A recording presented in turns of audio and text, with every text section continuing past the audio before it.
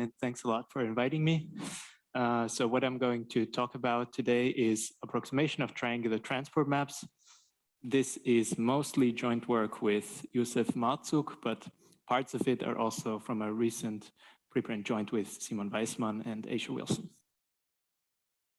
Right, so let me start with some motivation, which is that I want to solve a Bayesian inverse problem. So very similar to the previous talk, the notation that I'm going to use here is that G will always denote my forward map.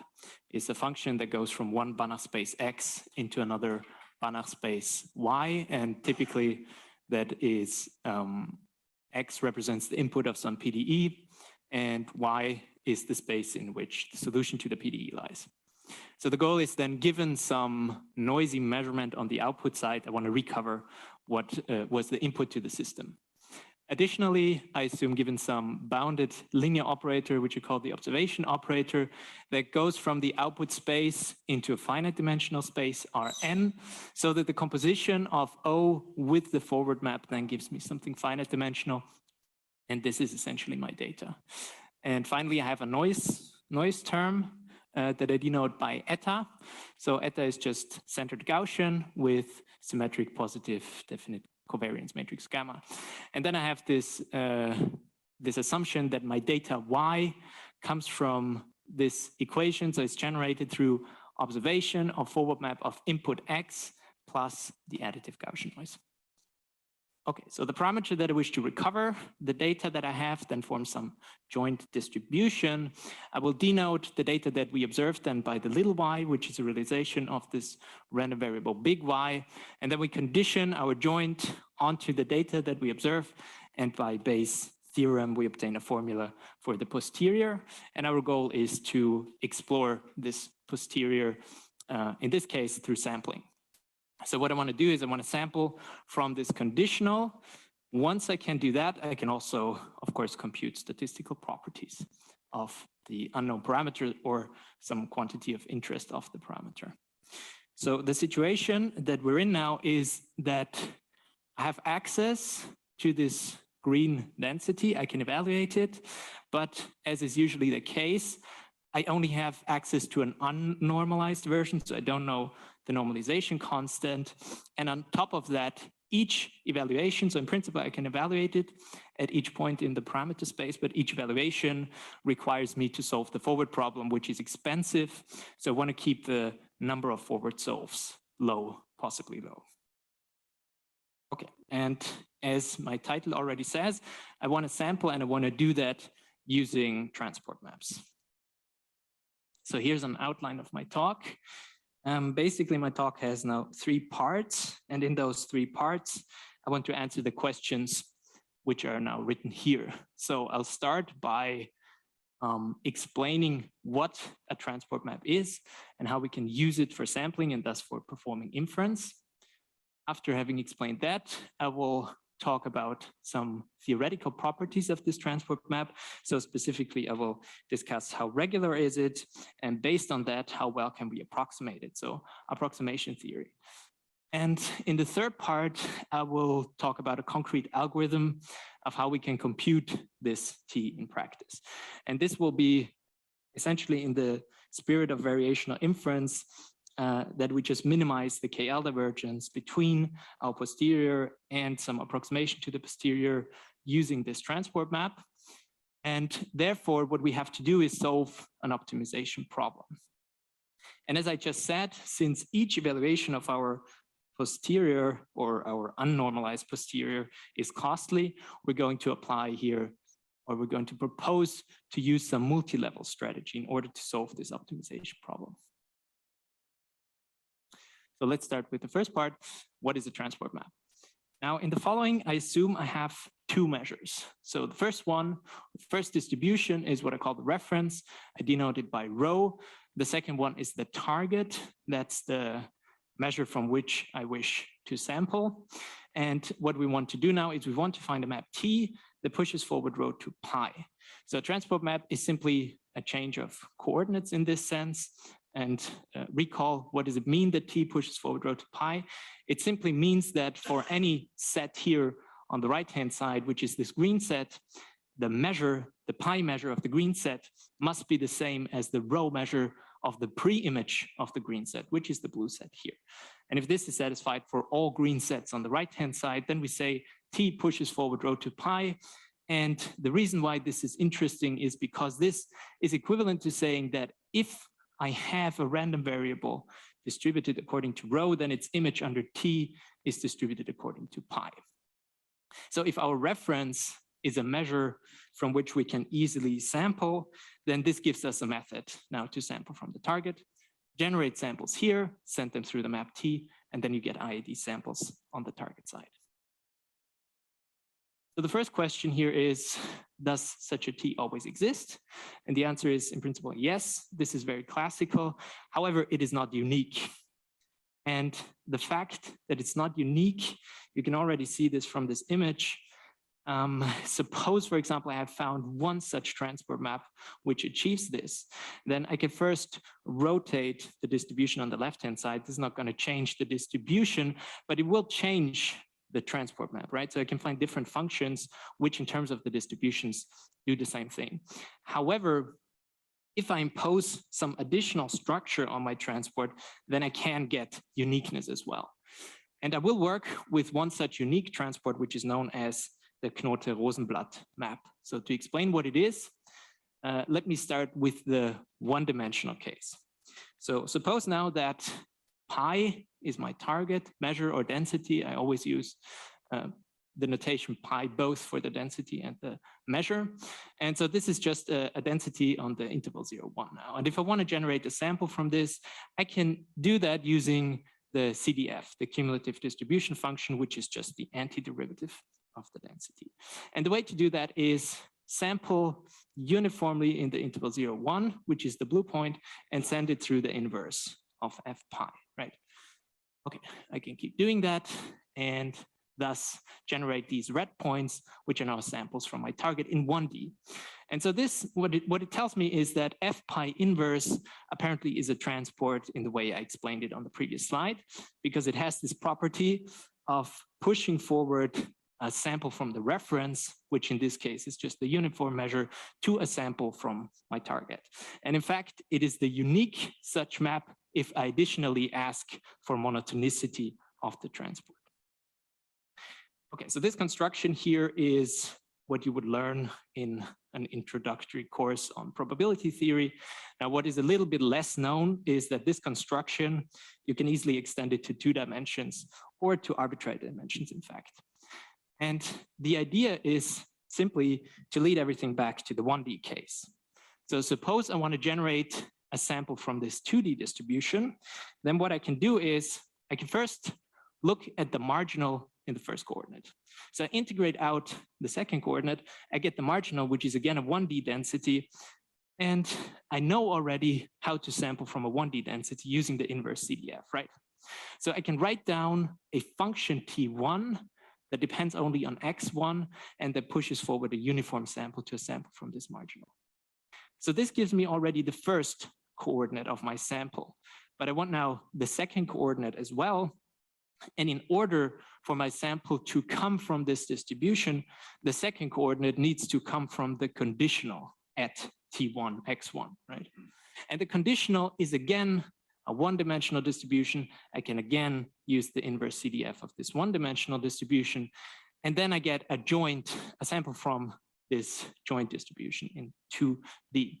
So this gives me now, in total I've constructed now a map T that has components T1, T2. T1 only depends on x1, T2 is a function of x1 and x2. And what it does is it pushes forward a sample from a uniform measure on the cube or on the square in 2D onto a sample from this target. And I can keep doing this in the higher dimensions, sampling from those conditionals. And in general, I end up with a transport map T that takes an m-dimensional input, gives me an m-dimensional output, and it is triangular in the sense that the kth component is a function of the first k variables only, right? Okay, so this transport, it has some nice properties. In particular, its determinant, its Jacobian determinant is very simple to compute due to this triangular structure. So the Jacobian is just a triangular matrix. And therefore, if we want to compute the determinant, it's just the product over the diagonal entries, which I can do in complexity O of M. Okay. Also, its inverse is triangular, which is nice. And another interesting property, which I'm not going to use here, however, is that it naturally gives you a way of conditional sampling, which is precisely what you want to do if you want to solve a Bayesian inverse problem. Because the construction was such that, for example, the second component of my map, what it does is it samples from a conditional. And in principle, you can use that, and people do use that. So for me, the reason why I want to work with this transport is that we have a very explicit construction of it, and that makes it easier to analyze. So specifically what I did in order to construct this map T is basically I started with my target distribution, then I integrated it in certain direction, and I took inverses. So these are the two operations that I did. I integrated and I took inverses. And the nice thing is that both of those operations will basically preserve the regularity of the density that you start with, right? So if the density is CK and I integrate it in a direction, it's still gonna be a CK function. If I invert it by the inverse function theorem, it's still gonna be a CK function, at least if the derivative is positive everywhere. So in essence, this transport, which is very simple to see, inherits the regularity properties of the densities that you work with. Okay, and this is what I want to use now in the second part, where I'm going to talk about the regularity and the approximability of this map. And to explain these results, let me start with the standard example, and I'm going to explain the results in the context of this example. So which is that I have an inverse problem where my input to the system is such a diffusion field. I call it A of x comma c dot. So the second argument here is the spatial coordinate. X is not a spatial coordinate, X is the parameter here. And the forward map, what it does is it takes this diffusion field, it maps it to the solution of this second order elliptic PDE. So I'm going to assume A is in modulus bounded by 1 so that this is uniformly positive. All right, so I want to solve this in a Bayesian way, which means I have to put a prior here on the input. And the way we do that is we're going to work with uniform priors. And what I mean is that A is now a random variable in L infinity D. And the way we define it is over this expansion here, A of x is sum over xj, rj, psi j. So the psi j are just some functions in L infinity, the rj are some positive numbers, and the xj are now IID random variables, uniform or -1, 1. And in this sense, this is uniform random variable. So that's what I mean by that. So what is the interpretation of rj psi j? L infinity is contained in L2, and L2 is a Hilbert space. So if I assume for the moment that the psi j's are orthonormal functions in L2, then the rj's are just the square roots of the eigenvalues, and the psi j's will be the eigenvectors of the covariance of my prior measure. And the prior measure is simply the measure that is induced by this random variable on L infinity. And this is the way I'm going to interpret psi j and rj in the following. And this is then formally just what the posterior looks like. So given some data y, the posterior pi of x given y is then proportional to this formula. And what I want to point out here, so this is again under my assumption of additive Gaussian noise and so on. And what I want to point out here is that if we look at this as a function of xj, and this is simply a composition of very smooth maps like the exponential function, then I have the Euclidean norm squared. Okay, this is just a matrix. This is a bounded linear operator. A as a function of xj is just affine. So the only critical thing in here is basically the forward map G. And you immediately see that the regularity of your posterior is essentially just going to be the regularity of your forward map. And for this kind of forward map, it is well known that it is very smooth, it is complex differentiable, and we can conclude that in fact xj maps to the posterior is analytic, so locally allows a convergent Taylor expansion. Right. Okay, So before I come to the regularity result, let me say something about the uniqueness of this transport. And the reason why I want to say something about that is because I'm now in an infinite dimensional setting.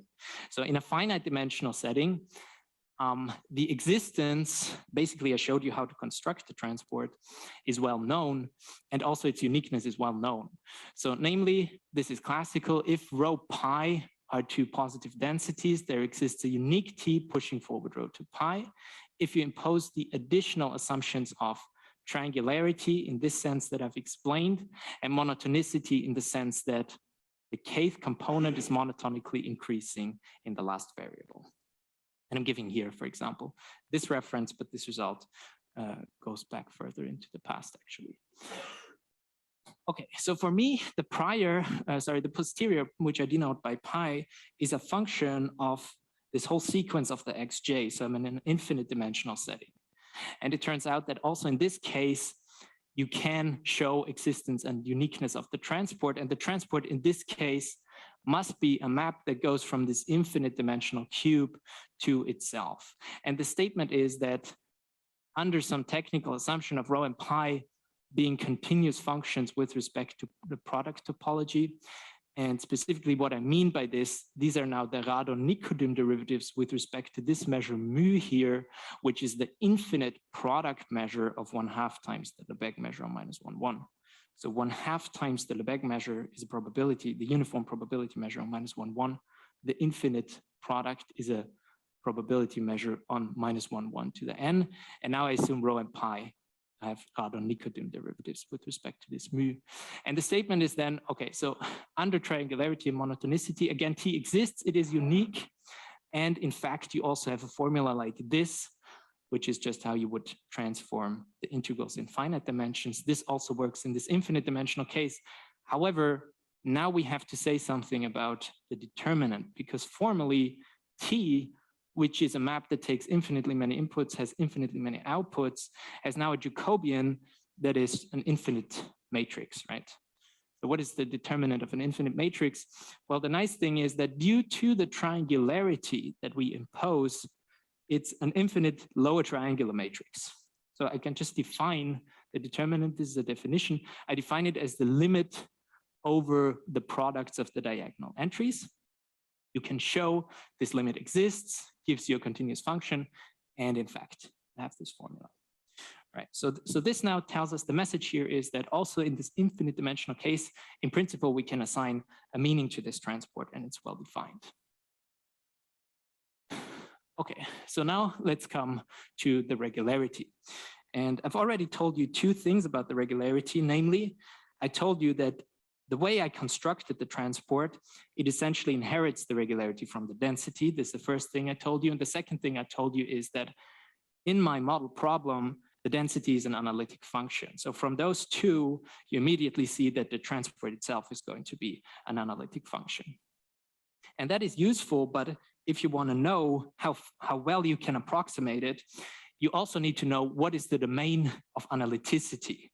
And the reason for that is, and this is another classical theorem here, if you have a function that is analytic on this complex set here, which is the set, so BR denotes the set of complex numbers with distance at most R to the real line -1, 1, then it's Legendre coefficients, so the expansion coefficients with respect to the Legendre polynomials decrease exponentially, and the rate of exponential decrease, which I denote here by R, is precisely the domain. So basically is this R, which determines the domain of analyticity. So the larger this domain of analytic extension, the faster is the decay of the Legendre coefficients, and hence the faster is the convergence if I use polynomial approximation. Okay, so here's just some notation. In the following by B with vector index R, I'm denoting the Cartesian product of those sets, BRJ. And then this is our main, our key result in terms of the regularity. So it's a little bit technical. So let me just give you the high level version of what it says. And what it says is essentially that if my two densities are analytic on such a product of these green sets, then the same is going to be true for the components of the transport of this specific Knote-Rosenblatt map. That is up to a constant c. So all of these radii are scaled, they're shrunk a little bit by some constant c. However, the radii are still proportional to the original ones. So is again a statement of the type, the transport inherits the regularity from the densities. And in this case, it's about the domain of analytic extension. The second point here is a little bit more subtle, but it's crucial if you want to analyze the high dimensional case. And what it says is, again, on a very high level, if rho and pi are such that in a certain direction, the conditionals are very similar, then I don't need to transport a lot of mass in this direction because rho and pi are already similar in this direction, okay? And what does it mean not to transport mass in this direction? For example, if this is the kth coordinate direction, it means that the kth component of my map is just going to be the identity in the kth variable. So I don't do anything in the kth variable. I don't transport mass along this axis. And this is a mathematical quantification using, again, this tool of domains of analytic extension. So more or less, this is how we can interpret that. All right, so before I come now to our main convergence result, let me take a step back and think about what I actually want to do. What I actually want to do is generate samples from the posterior. And the posterior is a measure on the space X, which is some infinite dimensional Banach space. So I want to generate samples from a very high dimensional distribution. And I want to do so by transforming samples from another distribution. So what I call the reference. And the way I've explained this, essentially, since this is infinite dimensional distribution here, I would have to take also an infinite dimensional reference here. This is not what you do in practice. In practice, you take a finite dimensional distribution here, right? So the goal is now take some low dimensional reference, transform it into sample from some high dimensional target.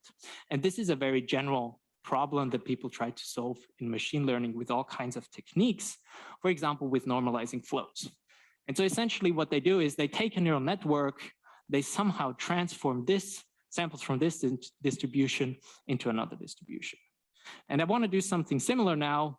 So I want to start with a low dimensional distribution, somehow transform this to something else, which is of the same dimension though, and then use what I call here a decoder to map into the space of high dimension. So the whole composition now goes from these low dimensional samples into these high dimensional samples from the high dimensional distribution. However, since I start here with something that is only m dimensional, essentially what comes out on the right-hand side is going to be a measure that is supported, put simply, on an m-dimensional manifold, even though this thing here is high dimensional, right? So the question is, can this work? And how well can it work? And in particular, how low dimensional can my input be? And so here is our result, which is again in the context of this model problem here. So A being, as before, xj uniform on -1, 1, U being the solution associated to this diffusion field, and we want to estimate the input A given some data.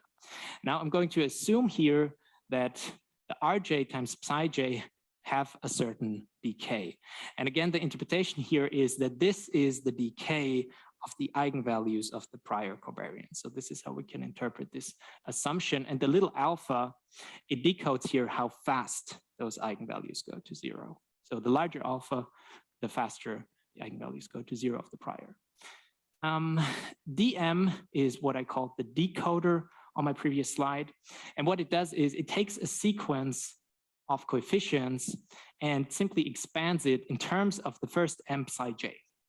Now this is so it maps it into the infinite dimensional space L infinity D. And this is a very natural decoder here. Why? Because it maps into the m dimensional space associated to the m largest eigenvalues of the prior, right? So which is why this is a very natural thing to do here. Okay, my posterior, I can either see the posterior as a measure on the coefficients, but now I see it really as a measure on the space L infinity D, because this is what I'm ultimately interested in. And our result now says that for every positive integer n, there exists a rational function that goes from -1, 1 to the m, with m being actually less or equal than n. And so it's a rational function, t tilde. T tilde has m components, and each component is a rational function, meaning it's a polynomial divided by a polynomial. So, and the coefficients of those polynomials is what I refer to now as the degrees of freedom. And I'm going to assume, or this is the statement, that I only need O of n degrees of freedom in order to get convergence in terms of the Wasserstein distance, which looks like this, n to the minus alpha plus 1. Again, alpha being the decay of the prior eigenvalues. Then I have here a plus epsilon, but epsilon is just positive arbitrarily small. So basically we can think of it as being 0 here. And so again, what am I doing? I'm starting with the uniform measure. I'm pushing it forward using my approximate transport composed with a decoder, and I'm measuring it against the posterior. And the reason I'm using Wasserstein distance is because those two live on spaces of different dimension, right? So they're not absolutely continuous with respect to each other. So this is a measure, as I tried to explain, that we can think of as living on an m-dimensional manifold, whereas the posterior is infinite dimensional. It is not supported on some lower dimensional structure in general. Right, so what is the key takeaway from this theorem? We do not suffer from the curse of dimension. So the dimension does not occur in the convergence at all, even though the posterior lives on an infinite dimensional space. And the reason why this works is because of this strong enough decay of the eigenvalues of the prior. Moreover, I stated this here in terms of a rational approximation, and you can do a similar thing for neural networks. Is there any assumption on alpha being bigger, only alpha bigger than 0? Because you... Oh, bigger than 1, because otherwise I don't get a convergence rate. Yeah, okay. So alpha bigger than 1 is, of course, an assumption here in order to get a convergence rate. Otherwise, the statement is trivial, of course. Mm-hmm. Oh, it's minus alpha, yeah, of course. Sorry? No, it's minus alpha, of course, yeah. Yeah, minus alpha plus 1, and again, epsilon, think of it as 0. So it's more of a technical thing. If you look at asymptotic results for these kind of problems, if the measurement error becomes smaller and smaller and you want posterior contraction rates, wouldn't then the m have to increase somehow to be accurate? Right, so the m does increase here as well, right? Because it's O of n, n being the degrees of freedom. So think of m as n, actually. Why is there a link between the two? Direct link? I mean, linear link? I have a bit of an explanation on the next slide. Maybe I first try to explain it, and then we can come back to this question. Okay, fine.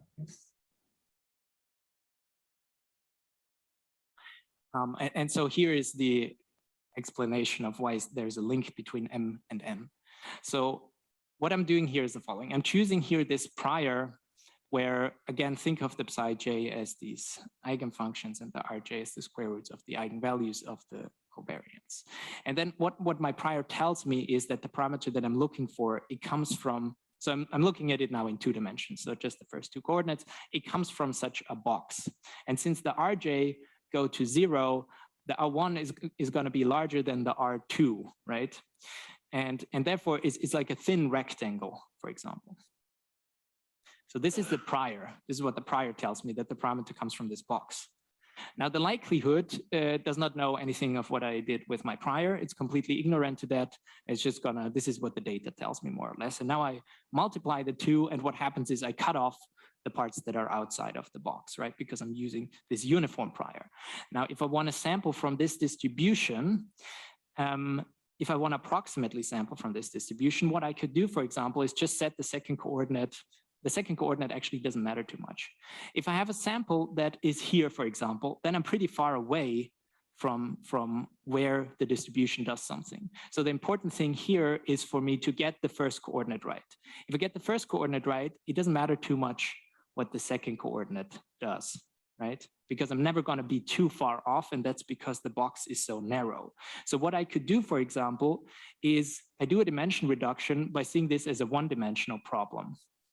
And then I'm only going to get an approximation, of course, in Wasserstein distance. So for example, I get a distribution that is concentrated along this axis, but in Wasserstein distance, this is still going to be okay because I'm never too far off here.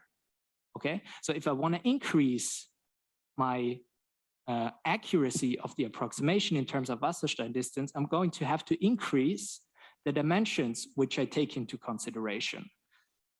And this is, so m being the dimension and n being the number of degrees of freedom that I invest. So I'm going to start, for example, by investing a lot of degrees of freedom of getting the first coordinate right, but I don't care about the second coordinate. And if I want more accuracy, then I also have to get the second coordinate right, and then increase the dimension of the measure that I start with. And so this is the link between m and n. Does this help regarding your question, or? Me, the remaining bit is if I'm thinking about the algorithm, then and n will grow. So do I have to think of it as the following, that you have to activate dimensions a bit more than I mean, even if you just include the constant polynomial, you have to keep on activating rather fast, because otherwise you might miss something, or because the m is essentially controlling the dimensions of your problem. Exactly. And the n is your total degrees of freedom. So necessarily m needs to be less than n, otherwise it doesn't make sense, right? Because in each dimension, where you invest 1 degree of freedom, in this sense, it's an activated dimension, let's say. Yeah. Right. So this is why I say m is O of n, but in fact, it has to do with this algebraic decay here, that m is going to behave like n to the power of something which is less than 1. But you just said O of n. So O of n is always okay. Okay. So I just want got it. Okay. So, but that's more or less the idea. You will choose it less than O of n. Okay. Yeah, but it's going to behave something like this in practice. And also maybe another thing to point out is I don't consider your data to infinity, right? Data is fixed. So if this was, that was so the data is really fixed. This is a question of how can I approximate only the posterior asymptotically with fixed data. I'm not saying anything about the data. If I acquire more and more data, this is basically going to destroy the regularity of my posterior in some sense. And this will be another question, which I'm not discussing here, but it's a very interesting question that should be discussed at some point. And maybe related to this, if your triangularization doesn't know about this particular basis, right, then the results all don't work, right? I mean, if you don't adapt this to the triangular structure, exactly. Right. I need to know this decay, right? In order, I think you see. so it depends. Like what I say here is there exist these rational functions, and I can still make a statement like this, but I don't know what the dimensions are in practice, right? So for this problem, it doesn't really matter because I set it up. So I can choose it, and then I know everything. If I don't know this, I can still make a statement of the type, okay, there exists this low-dimensional thing here, but in practice, you can't really compute it. You can use some adaptive algorithm, whatever, but yeah, okay. And to give some further explanation here, so this is what we now just discussed. So since I know, assuming now that I know the decay of those eigenvalues and assuming that I have sorted my coordinates according to this decay, I can then ask myself, okay, where should I basically invest degrees of freedom? And since I have this triangular structure, T1 is a function only of x1, T2 is a function of x1 and x2, and so on and so forth. And this is just a sketch to illustrate it, but basically and we can quantify this in terms of multivariate polynomials. So for each of those maps, we're going to choose a multivariate polynomial space. And what you find is that, okay, this variable here is the most important. Then you have some decrease in importance as you go down the diagonal. You have some decrease of importance as you go down those columns. If you look at a fixed row, then the diagonal element is where you should invest most degrees of freedom. Then comes the first, then comes the second, and so on. So this is more or less the idea. Okay, so with this, let's come to the last part, and that is now the question, how do I compute this T in practice? So as I said, I'm going to use this ansatz of rational functions. So specifically, I'm going to choose a polynomial which I call gk that depends only on k variables. So looks like this: multivariate polynomial expansions with respect to some expansion coefficients, and these are the multivariate monomials. And then I make the ansatz for the kth component of the map. So what should it be? It should be a function of the first k variables, that is fine. And then it should be monotonically increasing in the last variable, and it should be bijective on the interval 0, 1. Or -1, 1 in my notation here now. And basically, this is why we make the following ansatz. So this ansatz will guarantee that all of those properties are satisfied. So for example, if you look at this function as a function of xk, then you see it only occurs here. So if I take a derivative with respect to xk, I'm just going to get gk squared, which is always positive. And this is exactly the monotonicity property. Okay, so this is now then the algorithm, which is trivial the way I've written here. Determine the ansatz spaces, which are the sets of multivariate polynomials, step 1. But the point is we can do this, and this comes out of our analysis of our regularity analysis. This tells us which are the polynomials that are important, which are the ones that are not important. So this is something I can do. Now the second problem is harder. Minimize the KL-divergence between your target pi and the approximate push forward of your reference, right? And okay, this is just the formula now for the KL-divergence. And this is what I have to minimize. So let's take a closer look at this optimization problem. Here is again written what is the KL-divergence between those two measures. Is this integral here? And I'm considering here only the finite dimensional case just for simplicity. Now in practice, I need to evaluate that integral. And the way people do that is by sampling from the reference row, and I can't sample it because this is the reference, so I know this. And then just do a Monte Carlo approximation of this integral, and you end up with minimizing the objective, which I denote by phi, and I try to minimize it as a function of the transport t tilde. So this is what I have to do. And you could also, like I said, you don't have to sample and then do Monte Carlo. You could use QMC or something else. It doesn't really matter. Right, and so what's going to happen now? I do, for example, a Newton update. I do a gradient descent step and always update that t tilde. And each time I do that, I get here new points at which I have to evaluate my target. So after each update of the transport, I have to evaluate the target at new points. And each evaluation of the target is computationally expensive because I have to solve a PDE. So, okay, and now basically we want to tackle this problem using a multi-level strategy. So here's an explanation of what I mean by multi-level optimization. And I'm changing now the notation. So phi is still my objective, but I'm not writing t, I'm just writing x, but this is just to keep the notation simple. Okay, so the general goal is minimize a function phi of x. Do this by some fixed point iteration, xk plus 1 is psi of xk. And an example is gradient descent. Then the psi of x is x minus step size times the gradient of the objective. So in practice, I don't have access to the phi, so I can't do this, but I have access to some approximation that I call phi tilde. Okay, then I get another fixed point iteration, and what I will find is the minimizer of phi tilde in principle if I do this, right? So of course I don't get the actual minimizer. So if I want to get the actual minimizer, it's clear that what I have to do is I have to start increasing the accuracy of the objective as I converge. So assume, for example, that I have two approximations to my phi. One is the one that I call phi low, and the other one I call phi high. And the interpretation is that phi low is a low accuracy approximation to phi, and it also comes at low evaluation cost. Phi high, on the other hand, is a high accuracy approximation, but it's also expensive to evaluate it. And of course, I want to avoid evaluating phi high. So what do? You start by minimizing the phi low. So I do, for example, a couple of gradient descent steps, and I get closer to the minimum. So that is good. But because phi low is only of low accuracy, I could run into a saddle point or something like this. So it's clear that at some point, I'm going to have to switch to the higher accuracy. And now I do a couple of gradient descent steps here. Okay, and at this point, I would again have to switch to a higher accuracy and so on and so forth. So this is what I mean by multi-level optimization. So it's clear that as xk, my current state, approaches the actual minimizer, the accuracy of my psi evaluations has to go up somehow.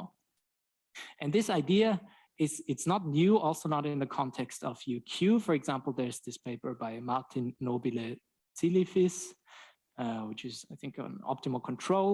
And then Benjamin Pehertsdorfer talked about this 2 weeks ago here in this workshop, which is joined with Alsup and Venturi. So they applied this to some Stein variational gradient descent method, essentially. Okay, but it's always like a similar idea like this. Right, so what can we say about this now? So suppose now that I have a whole sequence of approximations psi L to psi, to the actual psi. And the index L now is what I refer to as the level, and higher L means I have higher accuracy in approximating the actual psi. And then I define xk plus 1 to be psi lk of xk. Now I work under the following assumptions, which is essentially linear convergence of the error up to some additive term. So specifically, ek is the error in the kth iteration. For example, it could be the difference between xk and the actual minimizer. Could also be phi of xk minus phi of x star.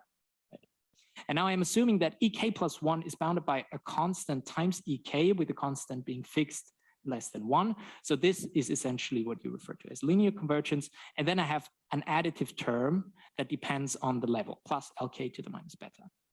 Moreover, the second assumption is on the cost. So the cost of computing xk is then simply the sum over the levels, because in order to get xk, I need to evaluate all of those psi lk, and the assumption is psi l comes at cost O of L. Right, so the goal now is choose your levels optimal such that you minimize the cost and get error less than epsilon. And what can we say about that? If you choose your levels in an optimal way such that this is satisfied, then the cost is going to be of the type epsilon to the minus 1 over beta. This is what I refer to as multi-level optimization. If I put an additional constraint here that all the levels are the same, which is what I refer to as single level optimization, then you get an additional log factor. So you don't gain much if you do the multi-level over the single level, but in practice, what we observe is we still get a speed up of a factor 5 or 10 for the usual type of problems that you solve. So it might still be worth doing that. And even apart from that, if you want to solve your optimization problem, you still have to increase the accuracy of your gradient evaluations. So even if you don't care about this additional log factor, you still need to know how to increase the accuracy of the optimization. Okay, so the question is then, when is such an error convergence satisfied? So let me give you an example of that. And the example is basically different variants of gradient descent will work. So suppose now that phi, your objective, is mu strongly convex and L smooth. L smooth means that the gradient of your objective is L Lipschitz continuous, and mu strongly convex basically means you can fit a quadratic function under your objective, more or less. And what I want to do now is I want to apply gradient descent, but I assume that I don't have access to the actual gradient, but I have some function GL that approximates my gradient up to error L to the minus beta.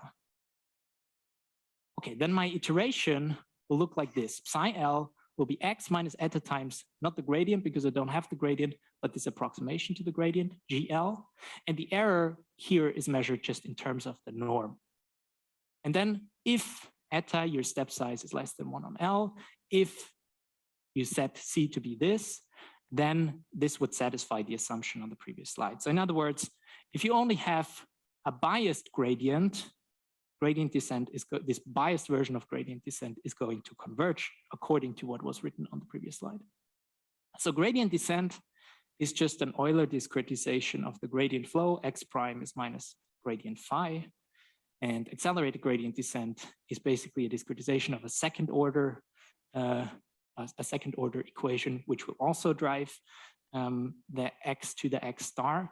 So in this case, your state consists actually of 3 terms, x, y, and z. So without going into the details here, we can also do accelerated gradient descent. This is then the error. You have again some assumptions on the constants. Then the stochastic case. In the stochastic case, I don't have gradient, but I have a random variable, GL, that is going to approximate my gradient according to what is written here in expectation, again, up to L to the minus beta. This is what the update looks like. So x minus eta times this random variable, which approximates the gradient. And again, this fits our setting under these assumptions on the constants. So in this case, the error term must be an expectation because xk now is a random variable because I always update using a random variable. And this is an accelerated version of stochastic gradient descent. And again, this fits our setting. Okay, so my time is up, right?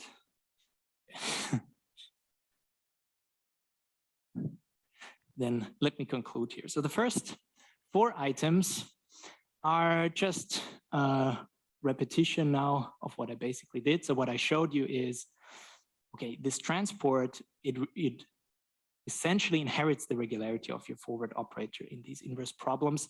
And as a consequence of the forward operator being very smooth, we can then approximate it very efficiently and under certain assumptions don't suffer from the curse of dimension, in particular if the eigenvalues of the prior covariance decay sufficiently fast.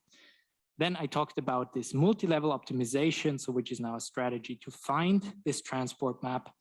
And what I didn't show you is the last item, which says methodology is applicable to other optimization-based methods as well. And by methodology, I refer to multi-level optimization. So in particular, in our preprint, we discuss a multi-level version of the ensemble Kalman sampler and the ensemble Kalman inversion. And this is the part that I have skipped. And finally, here are the references that I used. So thank you very much.